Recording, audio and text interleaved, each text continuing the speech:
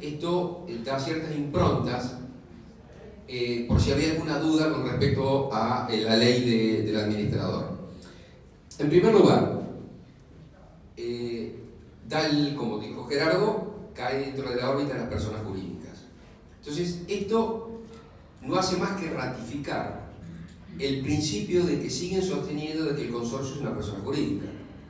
Recordemos que hasta el Código Civil y Comercial Nuevo se discutía si era persona jurídica o no.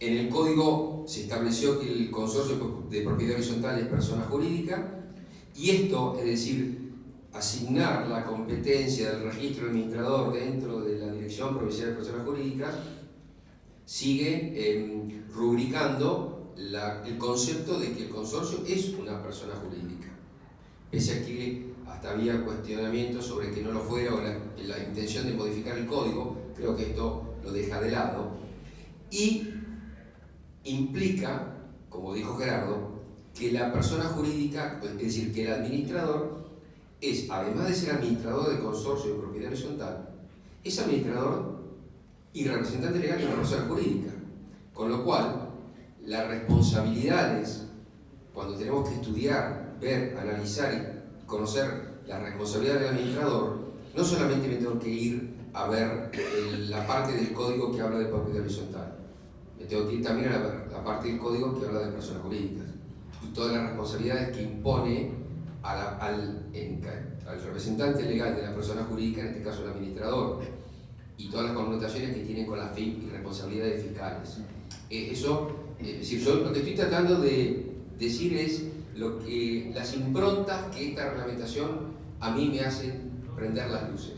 ¿Está bien? Es decir, siguen considerando al administrador como representante legal de una persona jurídica y abrevan ustedes dos tipos de responsabilidades: la propia del administrador, que la conocen de siempre, y la del representante legal de cualquier persona jurídica. Y que no solamente lo tenemos que ver en el Código Civil y Comercial, sino también en las leyes conexas o análogas, por ejemplo el Código Penal, donde impone responsabilidades a los administradores de las sociedades. A mi criterio estamos en esa línea. Primer aspecto que le puedo decir de esto. Segundo aspecto, la ley del administrador, además de regular al administrador en sí, se metió a tocar cuestiones de fondo con elementos de propiedad horizontal. ¿Está bien? Todos sabemos que la propiedad horizontal es un derecho real previsto en el Código Civil y Comercial, ley de fondo, regulada por el Congreso de la Nación. El registro del administrador es provincial. Sin embargo, la ley del administrador del 2014, si bien regula al administrador, ustedes ven que tiene contenido de propiedad horizontal, porque nos entra a decir cómo tienen que ser las liquidaciones del consorcio. Y esta reglamentación yo creo que sigue en el mismo camino. Así, ¿qué es lo que quiero decir? Lo que yo quiero decir es que creo que la autoridad de aplicación, personas jurídicas, cuando posteriormente vuelva a reglamentar, va a seguir metiendo cuestiones de fondo que atañen no solo al administrador, sino también a la propiedad horizontal en sí. Lo cual nos mete en un tema de inconstitucionalidades. ¿Está bien? Pero, ¿qué quiero decir? Quiero decir de que se está complejizando porque la provincia, a través de la reglamentación, está, creo yo, y va a seguir metiendo la mano, no solo en la regulación propia del administrador, sino va a tocar cuestiones como cuestiones de fondo, de propiedad horizontal. Esa es otra cuestión que veo que esto me puedo estar equivocando, por supuesto, pero es lo que me parece que puede llegar a ocurrir. Otro aspecto que creo importante es lo que yo acá escribí como tendencia reglamentarista. Los que conocemos el registro de la Dirección Provincial de Personas Jurídicas, sabemos que es un órgano técnico, no es un órgano, lo hablamos recién con alguien en el break, es un órgano en el cual no tiene la práctica de recibir al particular, es más bien técnico, pero a su vez está imbuido con un alto grado de reglamentación. Ustedes saben que cuando se quiere constituir una persona jurídica o una sociedad anónima, uno tiene que bajar el modelo que fija la dirección y prácticamente no le podés modificar nada, no quieren que le modifiques nada. Si se lo modificas, y después va a ser el problema para que que obtenga la personería. ¿Está bien? Ahora, si vos aplicás plenamente el sistema que te fijan ellos, te la dan automáticamente. ¿Eso qué implica? Eso implica que les gusta reglamentar. ¿Está bien? Eso es un órgano que le gusta reglamentar. Y no sé hasta dónde va a reglamentar, va a tender a unificar la reglamentación de lo que el administrador tenga que hacer. Hasta no sé si no va a llegar a plantearse que los reglamentos de copropiedad tengan que ser de una determinada manera y que no se va a poder modificar. ¿Está bien? O sea, otro aspecto que estoy viendo, que nos vamos a encontrar que va a haber un órgano que le gusta regular. El que los va a regular a ustedes es un órgano que le encanta regular. Y regular significa generar patrones de cosas que ustedes van a tener que cumplir. Que los va a llevar a ¿qué? A mayor trabajo. ¿Está bien? Porque ustedes es como los abogados, yo siempre digo lo mismo, los abogados tenemos que solucionar temas jurídicos, pero perdemos una alta cantidad de tiempo en temas administrativos porque tenemos que cargar el sistema de la corte. ¿Está bien? Y yo creo que ustedes, esto los va a llevar al poco tiempo que les queda de trabajo, que van a tener que dedicarle más tiempo a cumplir con la reglamentación. De un órgano que le gusta reglamentar. Me puedo estar equivocando, mañana la reglamentación puede volver a sacarlo de personas jurídicas y nos manda al otro lado, pero esto es lo que perfila. ¿Está bien? Pareciera de que vamos a entrar, ustedes como administradores, van a entrar a ser más regulados y van a tener que formalmente cumplir más estándares que le impongan y que si no los cumplen no les va a gustar, entonces van a tener conflicto con la dirección provincial. Tendencia reglamentaria. ¿Qué otra cosa veo de esta reglamentación puntualmente? Yo veo acá el anexo, en su artículo 13, dice que la autoridad de aplicación, es decir, el personal jurídica le va a poder requerir a ustedes en cualquier momento la exhibición de cierta documentación. ¿Está bien? Pero este artículo 13, si lo leemos bien, dice: la autoridad de aplicación o los administrados podrán requerir en cualquier momento la documentación e información al administrador. ¿Qué significa? Significa que este artículo, por vía de reglamentación, le extienden la facultad de requerir, además del órgano de aplicación, al administrador. ¿Me siguen? Es decir, está excediendo, de alguna manera, lo que la ley nos decía. Entonces, ese es el riesgo de la reglamentación, que lo que la ley no prevé por vía reglamentaria se lo pretenden extender, en este caso, una facultad al administrado, al consocista. Cuando habla de administrado, entiendo que es el consocista, obviamente. ¿Está bien? Que la ley no lo prevé. Esto es entiendo yo, puede llegar a ser un exceso de reglamentación que va en contra de la ley, que se torna en todo caso inconstitucional. Todos sabemos que la reglamentación tiene que aclarar la ley, pero no puede ir en contra de ella o otorgarle más facultades que la propia ley te otorga. Entonces entraríamos en un conflicto eventualmente un conflicto de constitucionalidad. Ustedes me dirán, es una cuestión muy jurídica. Sí, correcto, pero en definitiva la tenemos, o la podemos llegar a tener. Si la leemos bien, yo leo esto, yo soy administrado y digo, bueno, ahora el anexo 1, artículo 13, me permite reclamar los elementos del artículo 13 de la ley como administrado, y si le mando una carta de cuenta al administrador pidiéndole que me exhiba eso en base a este artículo, cuando antes no podía, por ejemplo. ¿Está bien? Entonces, creo que tenemos que tener la Cámara y los administradores deben tener una actitud de alerta para los eventuales desvíos que puedan interpretarse de las reglamentaciones y eventualmente denunciarlos ante la autoridad que correspondan, porque pueden ampliar facultades a ciertos órganos que no la tenían de antes. Sigo simplemente tratando de hacer ver la bola de cristal de lo que surge de esto. Otro tema, la colegiación, que es un tema que siempre nos preocupó, que con Gerardo y con la Cámara de los últimos 20 años hemos llevado un montón de proyectos de colegiación al Congreso de la provincia y que no hemos tenido el eco esperado.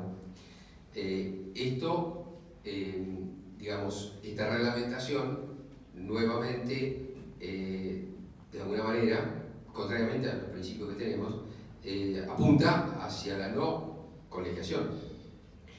Incluso, un tema muy claro es que la ley y la reglamentación controla al administrador tanto como persona humana, o física como la vieja denominación, o persona jurídica. ¿Está bien? Si una persona jurídica, una sociedad anónima, una SRL o una persona jurídica de cualquier índole, puede ejercer una administración. En la colegiación eso no existe. La colegiación solo es para personas humanas.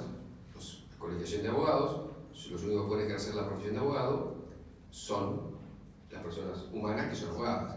Una sociedad comercial, aunque esté integrada por abogados, no puede actuar como sociedad como abogado. Puede actuar cada miembro por sí como abogado, pero no puede patrocinar una demanda o ser moderado una sociedad integrada por abogados. No tendrán que ser los abogados. En este caso, ustedes sí, las sociedades comerciales pueden administrar. Entonces seguimos, digamos, apartándonos de la idea de la colegiación, porque la colegiación por sí mismo implica de que estamos colegiando a los administradores como personas humanas, como personas físicas. Ese es otro tema que, lamentablemente, yo puedo perfilar de lo que hemos visto hasta ahora.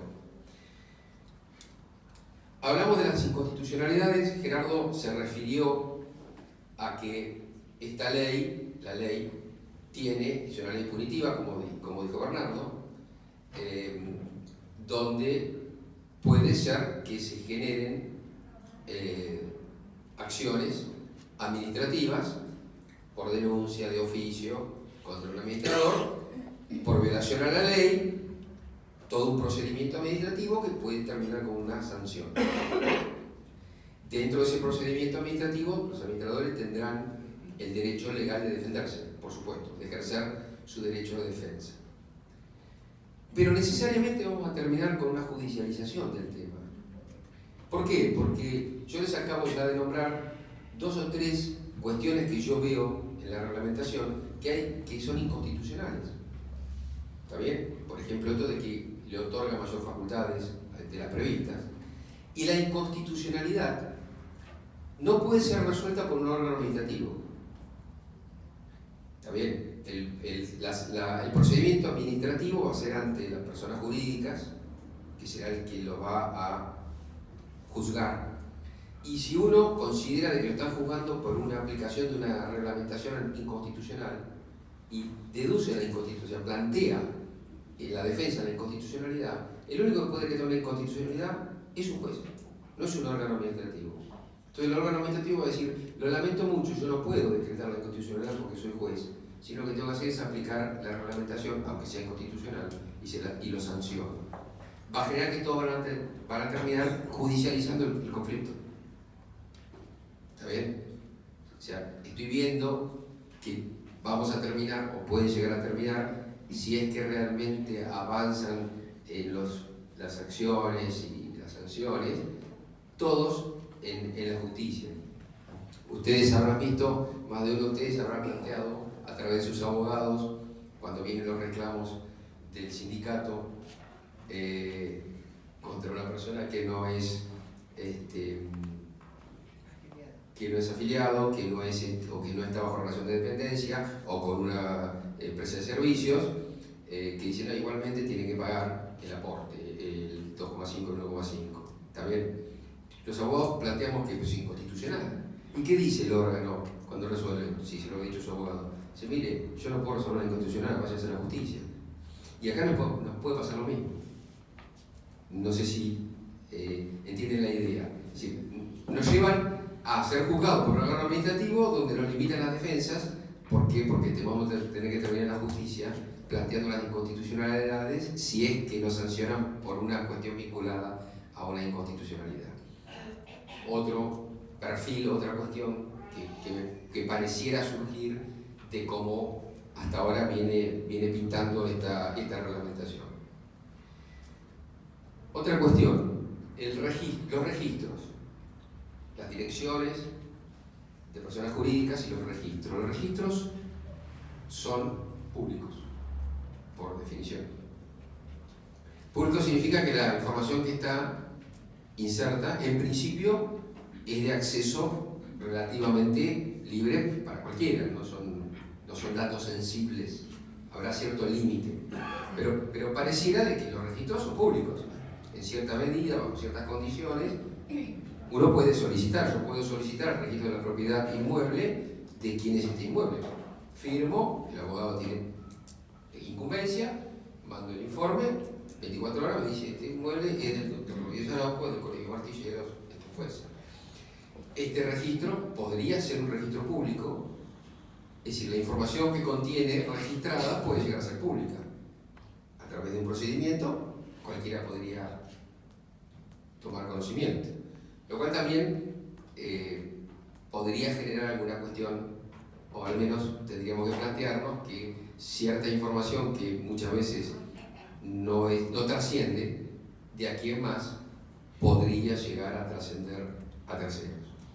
Otra cuestión que veo, esto es simplemente para pensarlo, ¿no? Son cuestiones, no tengo soluciones, no sé si me estoy equivocando, pero es lo que yo voy viendo de cómo se va planteando la impronta que me están dejando, la huella que me pusieron en el piso, me da esa imagen. O sea que la información que tenemos, que vamos a tener que registrar, porque si no la registramos estaremos sancionados o no tendremos la habilitación, va a ser pública para quien pueda acceder al sistema. Y que por naturaleza, por definición, los registros en Argentina son registros públicos.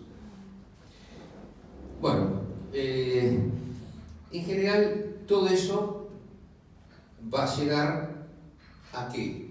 A lo mismo que les expliqué recién. Yo creo que va a haber la necesidad por parte del administrador esto le va a generar un insumo de tiempo en la formalidad y a su vez va a requerir para el administrador una mayor dedicación al asesoramiento técnico o propio o a través de terceros, porque obviamente ustedes son administradores, no son abogados, no son contadores, algunos sí, pero digamos, en términos generales, aunque no fuesen, en realidad son administradores.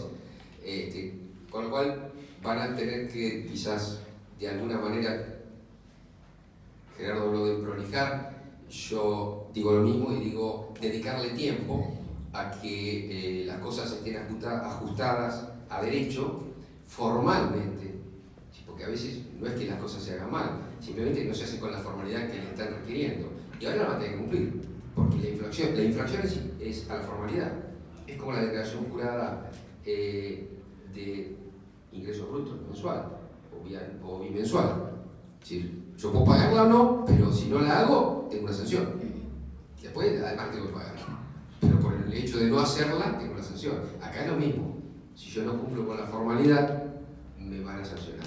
Voy a tener que dedicarle más tiempo a generar los plazos, a hacer las formalidades y cumplir.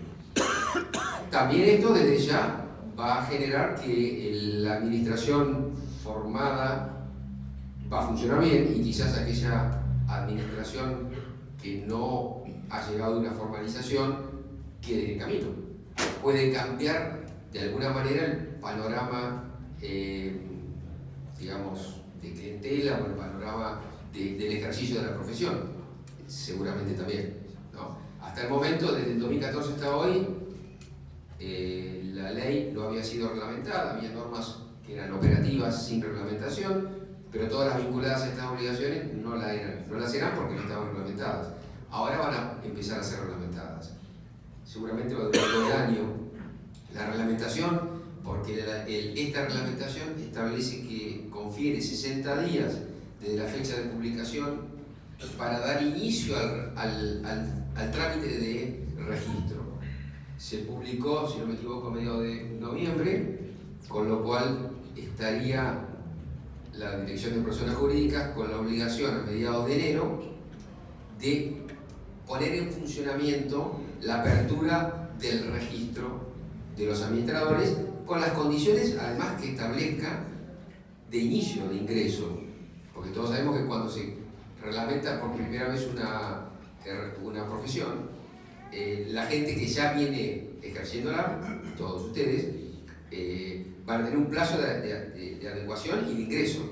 Después quizás se fija un sistema de que se requiere algún grado o pregrado de carrera para poder ejercerlo, pero los que ya lo están haciendo no. Pero bueno, ustedes van a tener que adecuarse con eso y habrá ciertas condiciones mínimas, antigüedad, cantidad de consorcios, etcétera, etcétera. Pero bueno, yo creo que probablemente prorroguen, yo no sé si los legisladores o los administrativos van a trabajar fin de año, en principio de enero, en generar esto, capaz que sí, o capaz que luego hacen una prórroga por otros 60 días más para hacerlo. Pero en definitiva el camino, la puerta está abierta, el carro empezó a andar y bueno, habrá que estar atentos para de alguna manera ver cómo sigue, cómo termina esto. Yo no me quiero extender más porque ya me llevé media hora y queda poquito tiempo como para hacer las consultas. Prefiero dejarlo abierto a las consultas más que seguir hablando. Bueno, vamos a ir pasando el micrófono. A todos aquellos que quieran preguntar, levantan la mano, nos acercamos con el micrófono y pueden empezar las preguntas.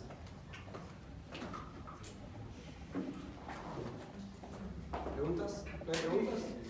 La señora. Perdóneme, doctor Florio, pero los 60 días empiezan a correr a partir de marzo del 2023. Bueno, si es así, le agradezco. Qué buena información. Me parece bárbaro. Bueno, ya que nadie pregunta, te voy a preguntar yo, Carlos. Tengo una consulta. Teniendo en cuenta las responsabilidades de las que hablabas, las normativas conexas a todo lo que es propiedad horizontal, todo lo que es las normativas de personas jurídicas y todo, ¿considerás que todas esas responsabilidades exceden las figuras del mandatario que le da el Código Civil al administrador del consorcio? No, yo digo que no. El mandatario tiene amplísimas facultades. O sea, el administrador es representante legal, es mandatario y es administrador. Los abogados también somos abogados y podemos llegar a ser mandatarios en ciertos casos de los clientes, depende. Pero en el caso del administrador sí, lo es bajo los conceptos legales. Yo no creo que excedan, en términos generales, no creo que excedan las figuras o la responsabilidad que le impone el mandato al mandatario. No lo veo en exceso, no. Veo que es muy regulado. También es cierto que es muy amplia el ejercicio del administrador. Es decir, tiene muchas aristas, ¿está bien? Realmente tiene muchas aristas. Por eso tiene también mucha reglamentación. Pero sí, yo no creo que esté en exceso, yo creo que está bien. No lo veo que le estén imponiendo más obligaciones que a cualquier mandatario en general. Yo te voy a preguntar.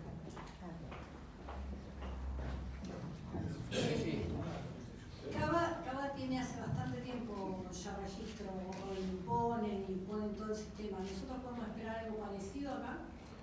Daría la idea que desde que comenzó esto, ¿no?, que hay una diferenciación.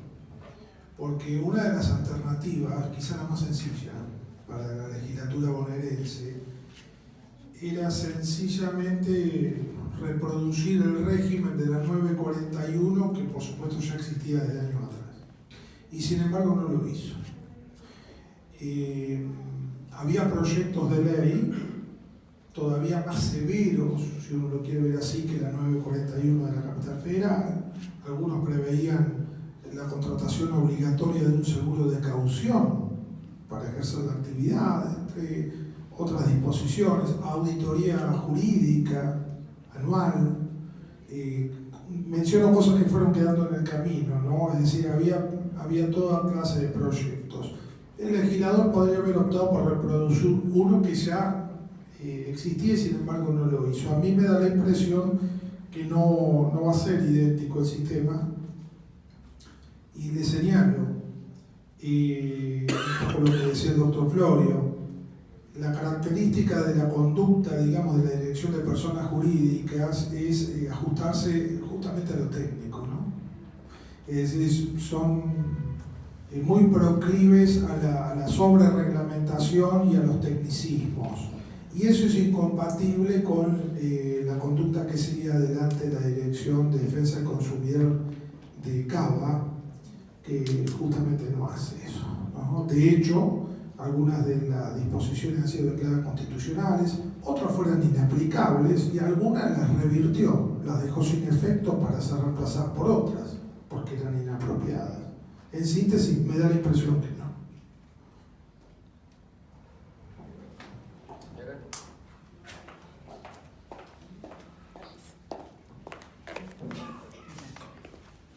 Yo le había preguntado al doctor en el intervalo acerca de si esta ley iba a reemplazar la de defensa del consumidor, la 24.240, en la que en algunos artículos habla en referencia a lo que individuos, sean personas físicas o jurídicas, pueden actuar en temas administrativos o en la falsa publicidad, que esta ley, la del consumidor, no tiene facultades para juzgar y que en ese caso los que ejerzan profesiones liberales lo van a regular sus colegios. Claro. O, digamos, los colegios que están a los que están anotados, como martillero, colegio médico, colegios de abogados. Entonces, si hablamos en una línea de importancia legal dentro de todo lo que es el marco, la Constitución, las leyes que regulan las diferentes propiedades, las diferentes profesiones, esta sería una ley posterior que estaría, digamos, tirando por la borda todo lo que se sancionó anteriormente para regular una profesión. Mire, le contesto sintéticamente, porque el tema da para mucho, pero sería así. La Ley de Defensa del Consumidor excluye, en su artículo 2, excluye el ejercicio de las profesiones liberales, por entender que estas profesiones están sometidas al poder disciplinario de órganos que justamente son las que los nuclean. Por una cantidad de características, matriculación obligatoria, etc., nosotros estamos sometidos a nuestros propios colegios profesionales, que tienen, por supuesto, sus órganos de control disciplinario. Esto fue el fundamento, o uno de los fundamentos por los cuales quedamos fuera de la Ley de Defensa del Consumidor. Por supuesto, fuera de la 24.240, fuera de la Ley Provincial 13.133 y de cualquier reglamentación local, provincial o nacional que nos aplique esas normas a los profesionales liberales. Está claro que lamentablemente todavía el administrador no lo es. No es un profesional liberal. Creo que en algún momento eso va a llegar. Pero como bien decía Carlos, por más que las instituciones vienen bregando, por esto todavía no se ha dado. Lo que usted señala es muy importante. Se da una paradoja. La ley de registro y en alguna medida residual la reglamentación, ahora lo voy a decir, pretenden aplicarles a ustedes, a los administradores, normas de defensa del consumidor. Y hay administradores que son martilleros, hay administradores que son licenciados en administración, los hay que son contadores, los hay que son abogados, tengo un cliente que es ingeniero y administra, y así sucesivamente. Es decir, la incumbencia de distintas profesiones liberales permite que estas personas, dentro de lo que es la incumbencia, propia de su actividad administre propiedad horizontal. Entonces ahí se va a dar una situación que por supuesto va a terminar en la declaración de inconstitucionalidad de esa norma, porque a estas personas no se les puede imponer un régimen que la propia Ley Nacional de Defensa del Consumidor los excluye. Sería un desatino. Vamos a ver muchas cosas de estas. Ese régimen disciplinario es bastante singular. Me podría extender sobre esto, lo mismo que Carlos. Solamente dejo la idea para mencionar la singularidad, ¿no? Cada vez que la administración pública provincial, en este caso, genera un procedimiento para infraccionar la violación de alguna ley provincial, el destino de la multa es el erario público. Eso lo sabemos todos, ¿no? Los que hemos cometido una infracción de tránsito, por ejemplo. Sin embargo, la ley dice que el destinatario y beneficiario de las multas va a ser el consorcio. Y acá se va a plantear una situación muy paradójica, que se supone, la ley supone mal, que las infracciones han tenido por damnificado o perjudicado al consorcio. Cuando nosotros revisamos las infracciones, hay algunas, como bien decía Carlos, meramente formales. Hay infracciones donde no hay daño, no hay un damnificado, y mucho menos un consorcio. Entonces, me da la impresión que todas estas inconsecuencias, ¿no?, desde lo técnico, van a generar que, como bien decía Carlos, termine algunos temas siendo judicializados. Esto lo digo porque el beneficiario final de una multa es una persona jurídica que no tiene intervención en el proceso.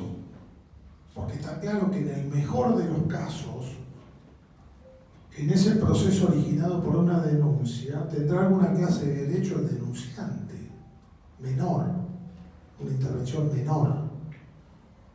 El denunciante, como de hecho la tiene en defensa del consumidor, cuando asisten las audiencias, denuncia, asiste a la audiencia y se acabó. El resto es un régimen de la administración pública versus la persona imputada. Entonces, es bastante singular el régimen, no me extraña entonces en el marco de eso que se pretenda someter a un régimen disciplinario que tiene un tinte vinculado con la defensa del consumidor, gente que está excluida del régimen. Y termino diciendo esto, el tema de defensa del consumidor quedó erradicado. La reglamentación dice expresamente que deja sin efecto la asignación a defensa del consumidor de su carácter de autoridad administrativa de aplicación, así no queda ninguna duda. Sin embargo, por allá abajo, chiquitito, dice que si la Dirección de Personas Jurídicas, al tomar conocimiento por denuncia de una infracción, entiende que puede constituir la violación de un derecho del consumidor o del usuario particular. ¿Qué significa jurídicamente articular? Nada. Particular con la Dirección de Defensa del Consumidor. Acá había un tema práctico, muy importante. La ley 13.133 y toda una reglamentación provincial sobre esa clase de procesos le delega a las autoridades locales, municipales, el tema. Porque por supuesto operativamente el conjunto de gente que está en la Dirección de Defensa del Consumidor, que debe ser súper eficaz, es un conjunto de gente que está en La Plata alejada de los problemas, de estos problemas, no puede manejar nada en ese punto. Entonces hay una delegación a los 135 municipios de la provincia. Una delegación que se hizo sin advertir que en muchos de ellos ni siquiera había una oficina que se ocupara de eso. Pero bueno, hoy sí existe en cada municipio. Pero digo, me parece que eso no va a ocurrir. Me parece que lo que va a ocurrir es que va a haber un procedimiento que va a estar centralizado en La Plata, que las delegaciones de la Dirección de Personas Jurídicas que funciona el Consejo Profesional de Ciencia Económica van a ser meros receptores de documentación, de denuncia, etc. Si es que no se digitalizan y van directamente a La Plata. Y la gran pregunta va a ser, más allá del empleo de medios virtuales y toda esta cuestión que ha llegado o que se ha acelerado, ¿cómo va a ser ese proceso que requiere la presencialidad? Porque como todo proceso va a empezar con una audiencia donde se le ponga en conocimiento a la parte que está denunciada, en qué consiste la denuncia y donde haya un ámbito para una resolución amigable del conflicto. Por lo menos darle la posibilidad que brinde una explicación que quizás resulta satisfactoria, como pasa muchas veces. ¿Cómo se va a articular, para reiterar la palabra de la reglamentación? Todavía lo ignoramos. Lo que sí dice la reglamentación por ahí es que tiene que generar este organismo los medios para la resolución alternativa de conflictos. O sea que va a haber una instancia, ¿sí? Claro, va a haber, porque está demostrado que la mayoría de los conflictos se componen de esa manera y no con el ejercicio de una facultad punitiva que, repito, podrá haber una amonestación, un apercibimiento, pero si después pasamos al ámbito de la multa y el piso es un salario bruto que hoy ronda entre 132 y 160 mil pesos, pareciera que tiene más un tinte punitivo, ¿no? que tendiente a solucionar problemas. Pero bueno, hay muchos interrogantes. Esto que digo son certezas, pero quedan Haga muchos. voluntario el 50%. No, porque ¿sabe qué sucede? Una de las características cuando uno extrañamente pone de beneficiario de la multa a una persona que no es el Estado, es que yo me pregunto cómo el Estado va a poder generarle a usted una alternativa de solución en la cual usted sea bonificada con algo, reducida. ¿Cómo? ¿Me explico? Sin escuchar al consorcio, que es el beneficiario. Es muy raro. Es muy raro. En definitiva, Hay que sacar el seguro. esto, bueno, sí, por supuesto. Por supuesto. Seguro. En definitiva, mucho hay de la voluntad política del legislador o del ejecutivo. ¿Está bien? Es decir, nosotros estamos teorizando, supongo que ya estamos terminando, ¿no? Sí, no, tenemos una pregunta más. Está bien, pero bueno, yo creo que mucho depende, lo vamos a ir viendo, de la voluntad del legislador. Señora. La pregunta es, ¿qué pasaría con los casos donde hubo registro en los municipios? Por ejemplo, Pinamar, Villa Gesell no lo sacó, pero Pinamar tuvo un intento de sacar, lo sacó, se inscribieron gente, y dentro del registro hubo mucha gente que no se inscribió porque preguntaban, por ejemplo, ¿qué pasaba? Que el administrador tenía obligación de informar al municipio para qué tenían el departamento. Bueno, ahí le demuestra. Información de uso que es privada. Hay dos cosas. En primer lugar, eso le demuestra a usted lo que yo decía, que cómo se extienden en las facultades. Es decir, quieren reglamentar y piden cosas que sería ajena a la cuestión de la reglamentación. Segundo, yo opino, no sé qué opina Gerardo, de que en todo caso la reglamentación es provincial, no es facultades municipales. O sea que no tiene ninguna autoridad la municipalidad para poder reglamentar eso, desde el punto de vista constitucional, en mi opinión. ¿Alguna otra pregunta? Bueno, viendo que no hay más preguntas, no queda más que agradecer la presencia tanto de Carlos como de Gerardo, desearles un muy buen fin de año y un muy buen comienzo para 2023 y comprometernos a todos a seguir participando de estos ciclos de actualización que vamos a ir presentando a lo largo del año que viene. Muchas gracias.